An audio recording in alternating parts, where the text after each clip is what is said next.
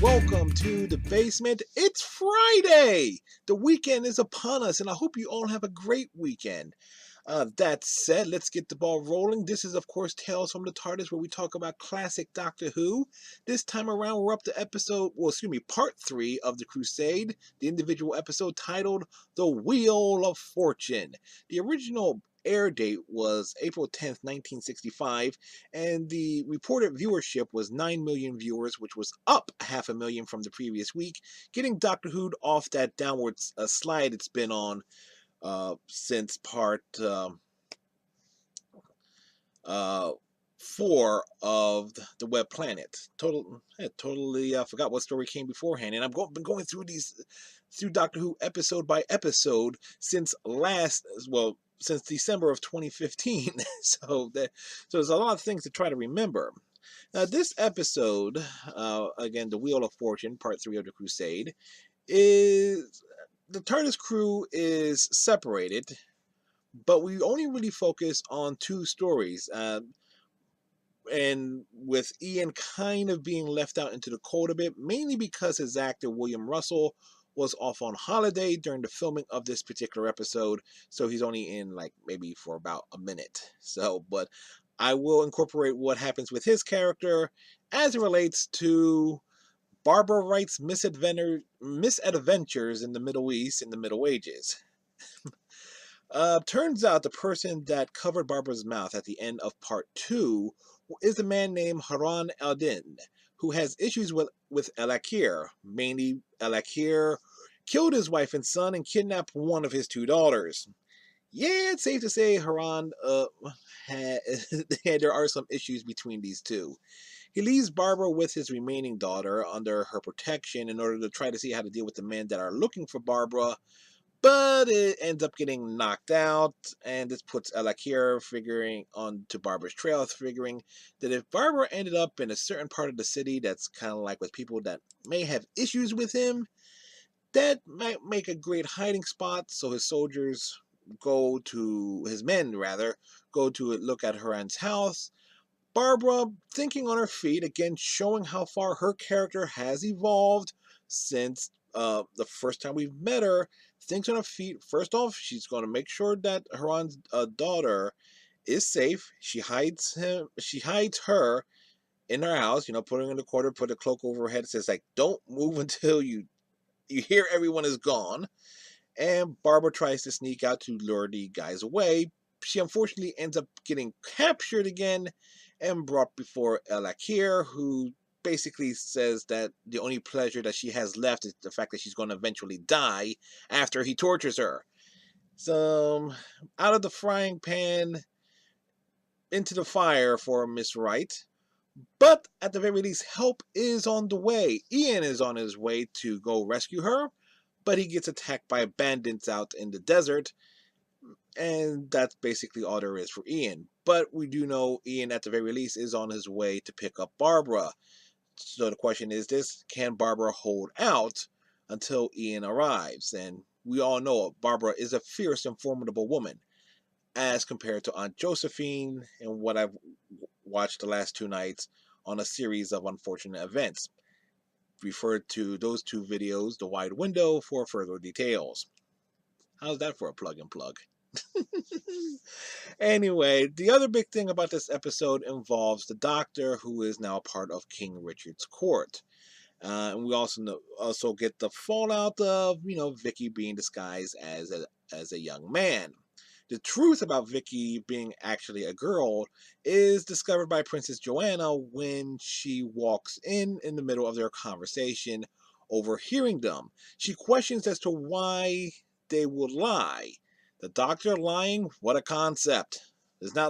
I really hope that never becomes a thing where that's what the Doctor is going to eventually be known for.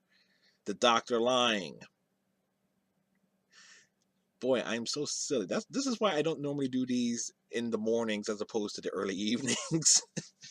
Anyway, the Doctor points out to Joanna that it was for Vicky's own safety, considering the land that they're in and the way how Vicky, a young woman of Vicky's youth and beauty, could kind of draw the wrong type of attention. But Joanna declares that Vicky will be put under her own protection and orders that for some fine clothing to be made for her. So Vicky no longer has to pretend to be Victor. She can just be Vicky. And I like the gown that they put her in as well. It's a really sharp looking design in my opinion, and I unfortunately did not get a screen capture of that. Now that I think about it. Now the Doctor is included with in King Richard's next session with his nobles, his court, where the king lays out his plan for peace. That he's indeed going to marry off Joanna to Saladin's brother, marriage for peace type of deal. The Earl of Leicester is also in attendance, and he's a typical soldier. He said, "We would rather fight than have peace." Now, the Doctor is kind of caught in the middle here, because Joanna asked him to find out what her brother's plans are for her, but the Doctor doesn't want to piss off the king.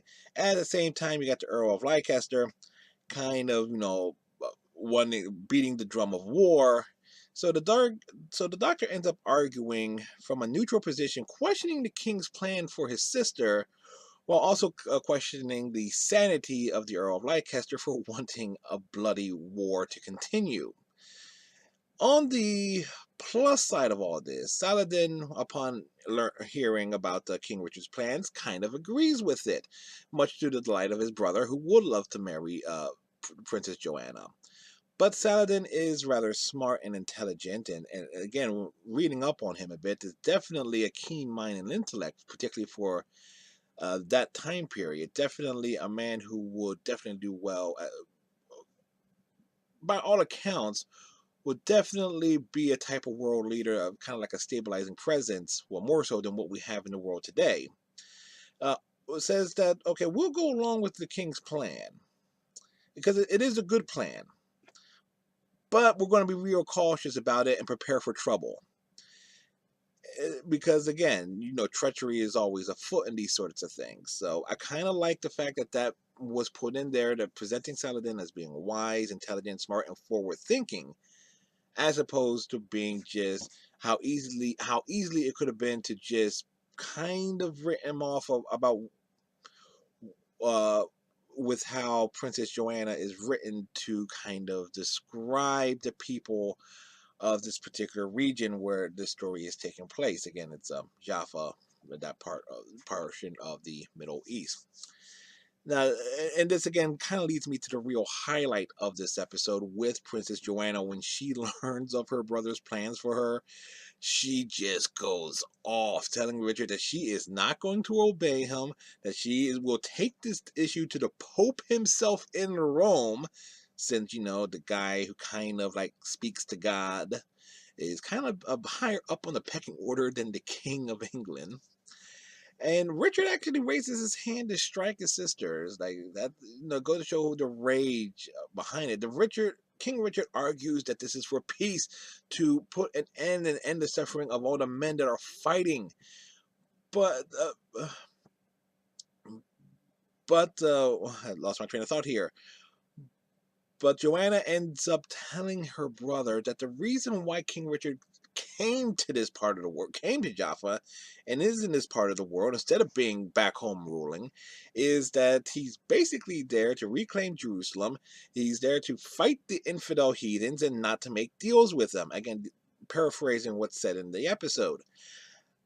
And again, this just infuriates the king, and he turns and spins on the Doctor, thinking that he was the one that revealed the plans to his sister. However, if you watch the episode, and thankfully this is one of those episodes that is not missing, you can actually watch the episode in its entirety, since it does actually exist in its original format. You actually will see Joanna talking briefly behind the scenes to the Earl of Leicester. He's the one who reveals the plans. Or at least that's what I saw this morning when I watched this particular episode. That said, I genuinely is the word like, but genuinely love Jean Marsh's performance as Princess Joanna in this episode, because she puts so much behind the character's outrage about finding out King Richard's plans for her that it's just a sight to behold. You can just feel how ticked off Joanna is thanks to Jean Marsh's performance. And it plays perfectly off of Julian Glover's King Richard. Uh, Again, it goes to shows like these are two actors that definitely worked with each other in the past, and there is that obvious chemistry of how to feed off of one another. The writing and the dialogue and their entire argument scene is just incredible, incredibly well done. I love seeing it. If you've watched my a lot of my previous videos, if I talk about scenes where I love dialogue exchanges, I actually do. I love to see characters work off of one another, particularly in a verbal sense. And and this was definitely a great scene in and of itself. Now, I want to talk also a little bit more about Jean Marsh in and of herself, because she is actually someone who pops up quite a bit in Doctor Who.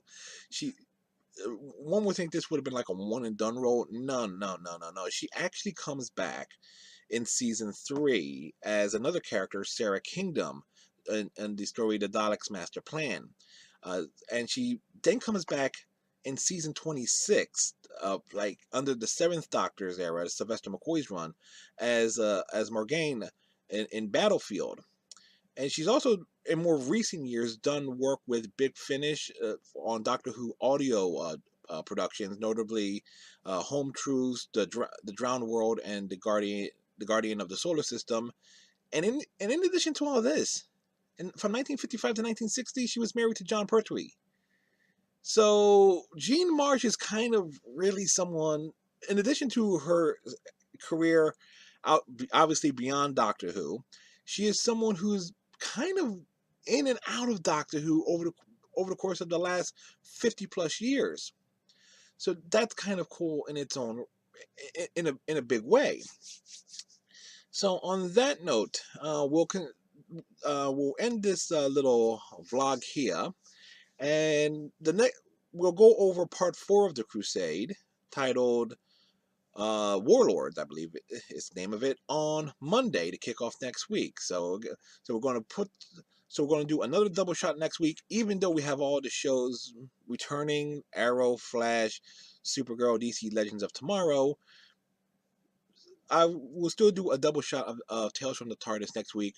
Monday will be part 4 of the Crusade, and more likely next Friday we'll kick off the next story in the series as well. That said, between now and then, what's coming up in the basement? Well, much later today, in the early evening, we'll be talking anime, going over the next episode of Blue Sea. That, if memory serves me right, I'm up to episode 20 in that series. Obviously, tomorrow we'll go start our look at the final 2 episodes of a series of unfortunate events. Episode 7 will be the next one on the docket. We'll be diving into the Ghostbusters containment unit, looking at the episode from the real Ghostbusters, Look Homeward Ray. That was a request.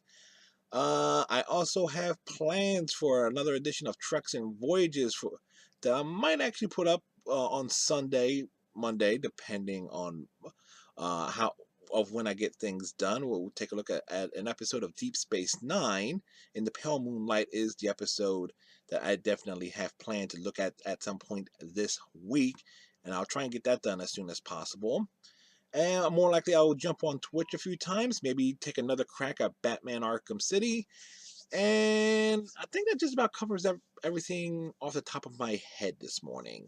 So, my friends, and you are my friends, be kind, please subscribe, and we'll see you next time.